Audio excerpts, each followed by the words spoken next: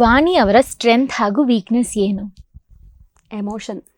Comedy ಕಿಲಾಡಿಗಳು ಅಂದ ತಕ್ಷಣ ಏನ್ ನೆನಪಾಗೋದು? ಎಂಟರ್ಟೈನ್ಮೆಂಟ್. ಒಂದೊಮ್ಮೆ ನೀವು ನಟಿ ಆಗದೆ ಇದ್ದಿದ್ರೆ ಯಾವ ಕ್ಷೇತ್ರದಲ್ಲಿ ಕೆಲಸ ಮಾಡ್ತಿದ್ರಿ? MNC ಕಂಪನಿಯಲ್ಲಿ. ನಿಮ್ಮ ಮನಸ್ಸಿಗೆ ತುಂಬಾ ಹತ್ತಿರವಾದ ನೀವು ನಟಿಸಿದ ವೆಬ್ ಸರಣಿಯ ಒಂದು ಪಾತ್ರ?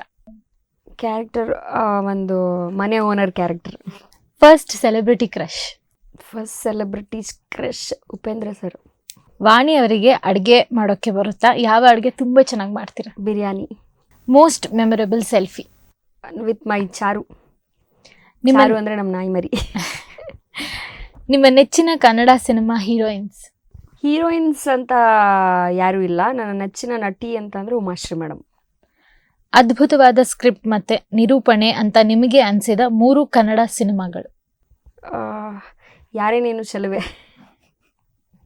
ಒಳ್ಳೆ ಸ್ಕ್ರಿಪ್ಟ್. ಯಾರೇ ನೀನು ಚೆಲುವೆ. 30 ಸೆಕೆಂಡ್ ತಗೊಳ್ಳಿ. ನನ್ಗೆ ಇವಾಗ ಸದ್ಯಕ್ಕೆ ಅಥವಾ ನೀವು ಮತ್ತೆ ಮತ್ತೆ ಎಷ್ಟ್ ಸತಿ ನೋಡಿದ್ರು ಬೋರ್ ಆಗಲ್ಲ ಅಂತ ಅನ್ಸದೆ? ಅದು ಯಾರೇ ನೀನು ಚೆಲುವೆನೆ.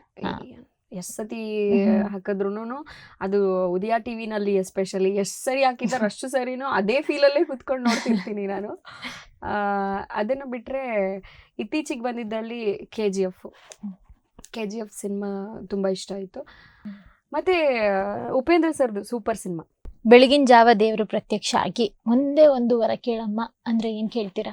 ನಮ್ಮಪ್ಪ ನಮ್ಮಮ್ಮನ ಅವ್ರು ಇರೋವಷ್ಟು ಕಾಲ ನಾನು ಚೆನ್ನಾಗಿ ನೋಡ್ಕೊಬೇಕು. ಅದಕ್ಕೆ ಶಕ್ತಿ. ನಾನು ಏನಂತಂದರೆ ನನಗೇನು ದುಡ್ಡು ಬೇಕಾಗಿಲ್ಲ, ದುಡ್ಡು ಮಾಡೋದಕ್ಕೆ ಕೆಲಸ ಕೊಟ್ಟರೆ ಸಾಕು. ಪರ್ಫೆಕ್ಟ್.